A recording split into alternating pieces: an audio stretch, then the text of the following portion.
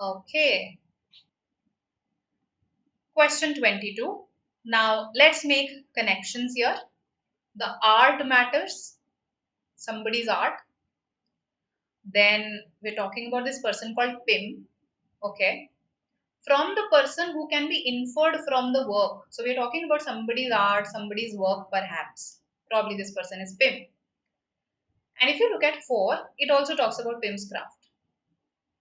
So these three appear to be related because they're talking about Pim's work, craft, art.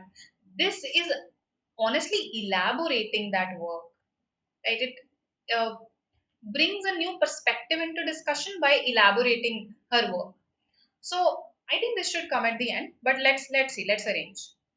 So here it says, it is possible to find fault with Pim's craft here and there. It is possible. But her voice is indelible, unerasable, and gives great and unfailing pleasure to those with a taste for it. So her voice is something that the way she writes, every writer has a voice. Her voice is indelible.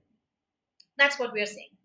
So it's that art, the art that matters. It's basically, we are saying that her art lies in her voice and the art matters. So probably 4-1. Okay. We'll see if 3 can come in between.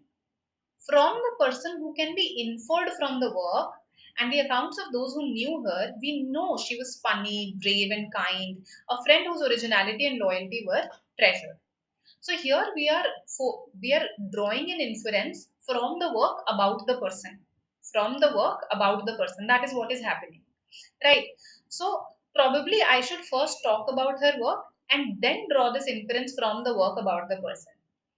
Also, if you see, 3 should come after 4 because here I talk about her voice, and in a way, uh, here we are mentioning what contributes to that voice. The fact that she was funny, brave, and kind, all of that actually went into making of her voice. So 4, 1, 3, and then this because it introduces this new line of thought that okay, this is what her writing seemed to be about, and we talk about the issue of unmarried women here. This should probably come at the end. Okay, there are many who feel she's writing the hymns for those for whom marriage is not a happy ending. So it introduces an issue altogether of uh, her work talking about women who were not married, right? So probably at the end does not fit when we're talking about her work in general and inferring about herself from her work, right?